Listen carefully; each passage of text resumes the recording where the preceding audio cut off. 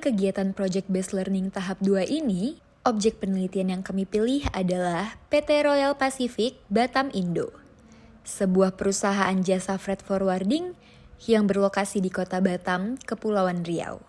PT Royal Pacific telah berdiri sejak tahun 2005 dan berpengalaman dalam menyediakan layanan logistik terpadu, mulai dari custom clearance, warehouse atau pergudangan, pengiriman door to port, maupun port to door, hingga proses stuffing dan unstuffing kontainer.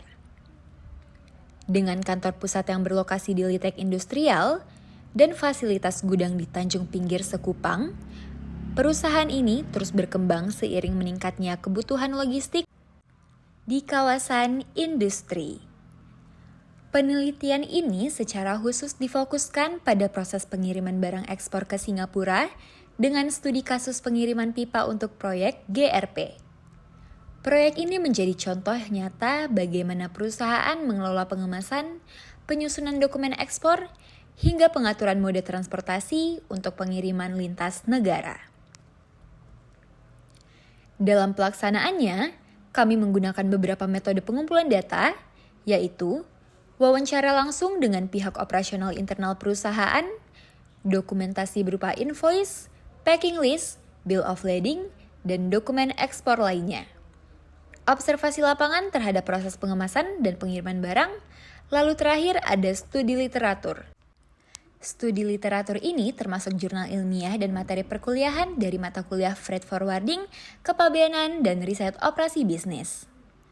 Melalui kegiatan ini, kami tidak hanya memahami teori logistik secara akademik, tetapi juga mengaitkannya dengan praktik nyata di lapangan.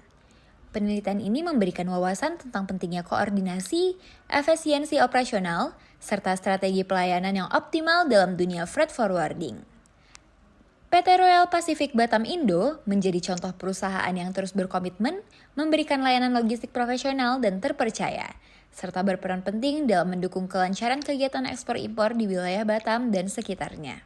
Dalam observasi lapangan, kami melihat tahapan pengiriman barang berjalan sistematis dan terkoordinasi. Barang dipersiapkan di gudang, dikemas sesuai standar internasional, lalu dikirim ke pelabuhan Sekupang untuk proses ekspor. Dokumen seperti invoice, packing list, bill of lading, dan certificate of origin disusun sebagai syarat administrasi sekaligus proses bea cukai. Kami juga mempelajari proses kepabeanan yang melibatkan PPJK sebagai perantara antara eksportir dan pihak bea cukai.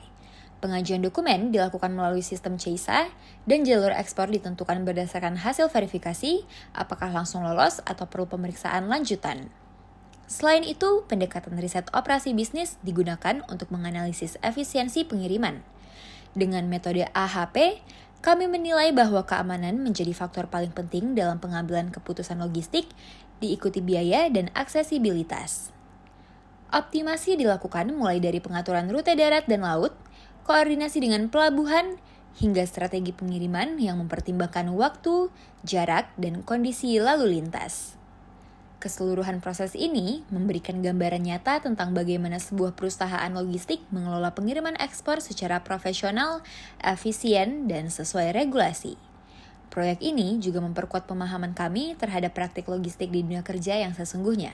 Selain memahami proses teknis dalam pengiriman barang ekspor, ada hal penting lain yang tak boleh diabaikan, yaitu strategi optimasi dalam kegiatan logistik. Dalam studi kasus pengiriman pipa GRP ke Singapura, pendekatan riset operasi bisnis atau ROB sangat membantu dalam mengefisiensikan waktu, biaya, dan resiko yang mungkin terjadi.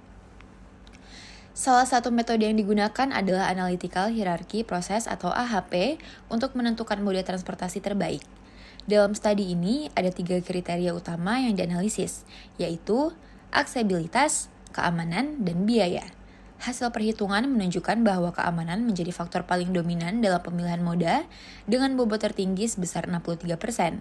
Hal ini sangat logis karena pengiriman barang berukuran besar dan mudah rusak seperti pipa GRP yang memerlukan perlindungan ekstra. Selanjutnya, optimasi rute juga menjadi perhatian penting.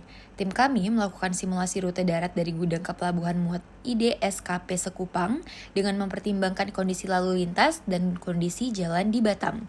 Kami menyusun 2 opsi, yaitu rute utama melalui Batam Center, Tiban Sekupang, dan rute cadangan melalui Batu Aji. Pemilihan waktu pengiriman juga diatur agar tidak bertabrakan dengan jam padat kendaraan, seperti pengiriman pagi hari sebelum pukul 7. Kemudian pada bagian pengiriman laut, kami juga melakukan koordinasi langsung dengan pihak pelabuhan dan agen pelayaran. Hal ini penting untuk memastikan jadwal keberangkatan kapal sesuai dan tidak tertunda akibat keantrian atau kesalahan administrasi.